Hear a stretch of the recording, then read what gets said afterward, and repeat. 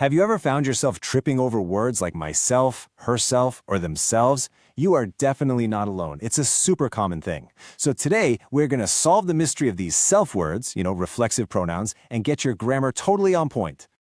Okay, let's start with a puzzle. Look at this sentence. She looked at her in the mirror. It's kind of weird, right? Who exactly is her? Is it her friend? Her mom? We're just left guessing. And this little bit of confusion, it's the whole reason reflexive pronouns are so important.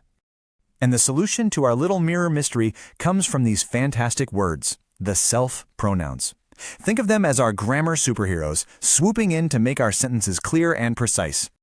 So, what are they, really? Well, a reflexive pronoun is what you use when the person doing the action, that's the subject, is the very same person getting the action, that's the object. It's like a mirror. The action literally reflects right back on the person who started it. And what's really cool is there's a super simple pattern. See? For every subject pronoun, you've got a matching reflexive one. The singular ones all end in self, like myself, himself, herself. And the plural ones, they end in selves, like ourselves and themselves. Pretty neat, right? All right, so we know what they are. Now for the fun part. What do they actually do? Turns out these pronouns have two main jobs in English.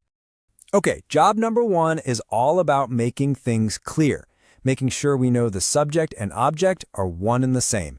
And job number two, that's all about adding a little punch, some emphasis, to show that someone did something all on their own. Let's break them down. This is their biggest, most common job. For instance, if I'm chopping vegetables and I accidentally cut my finger, I wouldn't say, I cut me. That just sounds weird. I'd say, I cut myself. See how the action of cutting bounces right back to me? And voila! This solves our puzzle from the beginning. Remember that confusing sentence? Well, when we say, she looked at herself in the mirror, there is zero confusion. None. We know for a fact she's looking at her own reflection. The mystery is gone. Problem solved. Now let's talk about their second job, adding emphasis. This is when you want to make it absolutely clear that someone did something completely on their own, with zero help. It's that proud, I did it moment. I mean, you could just say, I made this cake, and that's fine. But when you add that one little word, I made this cake myself, you're adding a whole new feeling to it. You're basically saying, nobody helped, this was all me.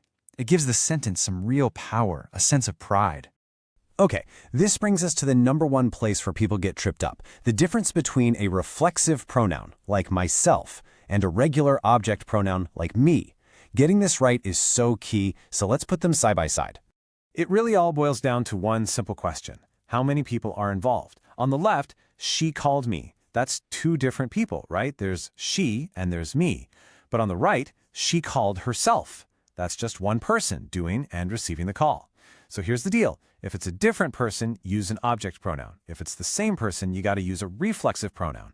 All right, I think you're getting the hang of this. But there's only one way to be sure. Let's do a few quick practice questions to really make this stick. First one, she made the dress herself, or her. The answer is herself. Yep, this is that emphasis job we just talked about, stressing that she was the one and only designer and creator. Okay, next up, they enjoyed them or themselves. The correct answer has to be themselves. The people who are doing the enjoying are the same people getting the enjoyment. That action is reflecting right back. And last one, let's fill in the blank. We cleaned the room by, what do you think? The answer is ourselves, meaning we did it with no help, alone, but, together. So we've gone through a lot, but honestly, it all boils down to one simple golden rule. If you forget everything else I've said today, please remember this. Here it is, the golden rule. If the person doing the thing is the same as the person the thing is being done to, you use a reflexive pronoun. That's it. That's the whole game. Remember that and you'll nail it pretty much every single time. So from now on, whenever you're speaking or writing, just get into the habit of asking yourself that one quick question. Is the action reflecting back? And if the answer is yes, well, you know exactly what kind of pronoun you need to use.